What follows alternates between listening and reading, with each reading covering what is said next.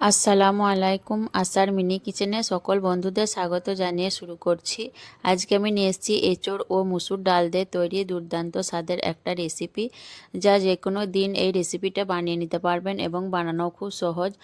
আর ভাত, রুটি, পরোটা সব কিছুর সঙ্গেই কিন্তু খেতে পারবেন। যারা এঁচোড় খেতে পছন্দ করেন না তারাও কিন্তু আঙুল চেটে খেতে বাধ্য হবেন, এতটাই টেস্টি হয় এঁচোড়ে এই রেসিপিটি। এই রেসিপিটি থাকলে কষা মাছ মাংসের স্বাদকেও কিন্তু হার মানাবে। তো চলুন এঁচোড়ের রেসিপিটি দেখে নেওয়া যাক। আর যারা নতুন বন্ধু আমার ভিডিওটি দেখছেন, ভালো লেগে থাকলে অবশ্যই আমার চ্যানেলটিকে সাবস্ক্রাইব করে আমার পাশে থাকবেন। এখানে দেখুন আমি এঁচোড় আর মুসুর ডাল নিয়ে নিয়েছি। মুসুর ডালগুলোকে আমি রান্না করার 1 ঘন্টা আগে খুব ভালোভাবে ধুয়ে ভিজিয়ে রেখেছিলাম। ডালগুলো দেখুন খুব সুন্দরভাবে ভিজে গেছে। আর এখানে আমি চা কাপে 1 কাপ মুসুর ডাল নিয়েছি, আপনারা চাইলে বাড়িয়ে কমিয়ে নিতে পারেন। আর এখানে আমি একটা 500 সাইজের এঁচোড়ের অর্ধেকটা নিয়ে নিয়েছি, মানে 250 গ্রাম। আর এঁচোড়গুলোকে দেখুন আমি আগে থেকে একটু নুন হলুদ দিয়ে সেদ্ধ করে নিয়েছি, খুব বেশি সেদ্ধ করিনি। আর এঁচোড়টা দেখুন আমি এরকম একটু কচি দেখে নিয়েছি। যে এঁচোড়গুলো খুব বেশি বীজ হয়ে যায় সেই এঁচোড়টা নেবেন না, তাহলে রেসিপিটা খুব ভালো তৈরি হবে। আর এখানে দেখুন আমি 1 টুকরো আদা আর 2 কোয়া রসুন নিয়েছি। মসুর ডালের সঙ্গে একসঙ্গে করে আমি শিলেতে বেটে নেব। আপনারা চাইলে কিন্তু মিক্সিতে পেস্ট করে নিতে পারেন। আর ডালগুলোকে আমি পানি ছাড়াই কিন্তু বেটে নেব, পানি দেওয়া যাবে না, তাহলে খুব পাতলা হয়ে যাবে। ডালটা দেখুন আমি খুব মিহি করে বাটিনি, ডালটা একটু দানা দানা ভাব আছে, এরকম করে আপনারাও বেটে নেবেন। খুব মিহি করে বাটবেন না, একটু দানা দানা ভাব রেখে বেটে নেবেন, তাহলে খুবই ভালো হবে। এঁচড়গুলোকে দেখুন আমি একটা বড় বাটির মধ্যে নিয়ে নিয়েছি, দিয়ে হাত দিয়ে এঁচড়গুলোকে আমি ম্যাশ করে নেব।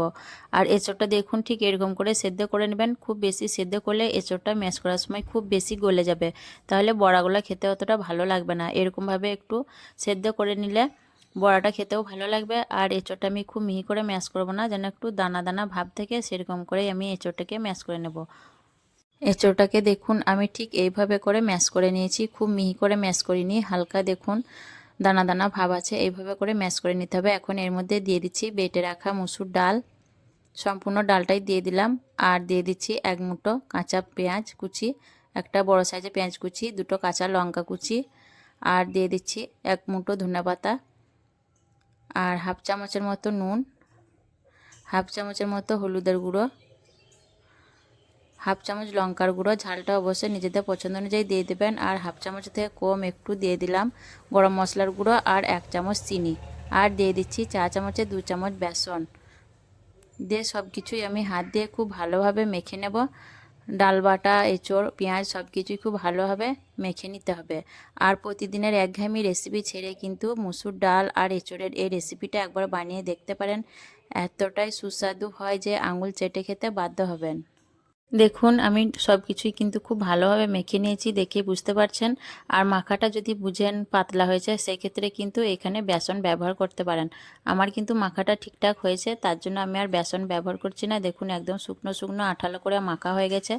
এখন আমি এর মধ্যে থেকে অল্প অল্প করে নিয়ে দেখুন গোল গোল লাড্ডু পাকিয়ে আমি টিকিয়া আকারে শেপ দিয়ে দেব।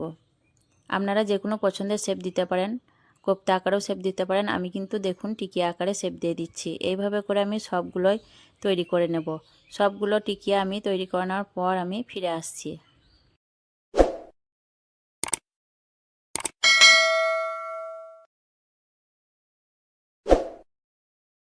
সবগুলো টিকিয়া আমার তৈরি করা হয়ে গেছে। এখন আমি রান্নার দিকে চলে যাব। তার জন্য আমি দেখুন গ্যাস অন করে কড়াইয়ের মধ্যে পরিমাণ মতো সর্ষের তেল দিয়ে দিয়েছি। আর এই রান্নাটা অবশ্যই কিন্তু সর্ষের তেলেই করবেন, তাহলে খুব বেশি সুস্বাদু হবে। তেলটা ভালো করে গরম করে নেওয়ার পর আমি একে একে দেখুন টিকিয়াগুলোকে গরম তেলের মধ্যে ছেড়ে দিচ্ছি। আর আমার এক ব্যাচে যতগুলো টিকিয়া ধরবে আমি ততগুলো টিকিয়া দিয়ে দিচ্ছি।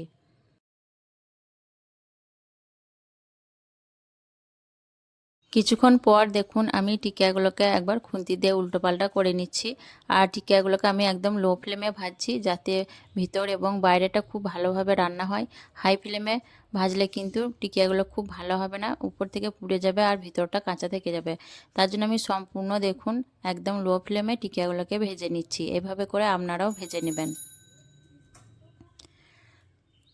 বেশ ভালোভাবে দেখুন আমি টিকিয়াগুলোকে নাড়াচাড়া করে উল্টিয়ে পাল্টে একদম সুন্দর করে ভেজে নিয়েছি। কালারটা দেখুন কত সুন্দর এসছে। এইভাবে করে টিকিয়াগুলোকে ভেজে নিতে হবে। এখন আমি একে একে টিকিয়াগুলোকে একটা জায়গার মধ্যে তুলে নেব। আর বাকি যে টিকিয়াগুলো ভাজতে বাকি আছে সেগুলো আমি আর এক ব্যাচে ভেজে নেব।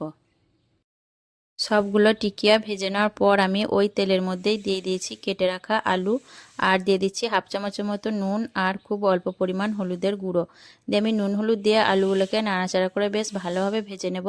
এখানে আমি 3টে বড় সাইজের আলু নিয়েছি, আপনারা কিন্তু বাড়ি কমে নিতে পারেন। আমি আমার প্রয়োজন মতো নিয়ে নিয়েছি। আলুগুলোকে বেশ ভালোভাবে আমি নাড়াচাড়া করে ভেজে নেব। কিছুক্ষণ পর দেখুন আলুগুলো বেশ সুন্দরভাবে ভাজা হয়ে গেছে, আলুর গায়ে সুন্দর একটা কালার চলে এসছে। এখন আমি আলুগুলোকে দেখুন একে একে করে একটা জায়গার মধ্যে তুলে নিচ্ছি। আর আলুগুলোকে কিন্তু অবশ্যই একবার এইভাবে ভেজে নেবেন, তাহলে খুবই সুস্বাদু হবে রেসিপিটা। আলুগুলোকে তুলে নেওয়ার পর এই তেলের মধ্যে আমি দিয়ে দিচ্ছি গোটা গরম মশলা, দারচিনি, এলাচ আর লবঙ্গ, আর দিয়ে দিচ্ছি একটা বড় সাইজের পেঁয়াজ কুচি দিয়ে আমি খুব ভালোভাবে নাড়াচাড়া করে পেঁয়াজটাকে কিছুক্ষণের জন্য ভেজে নেব।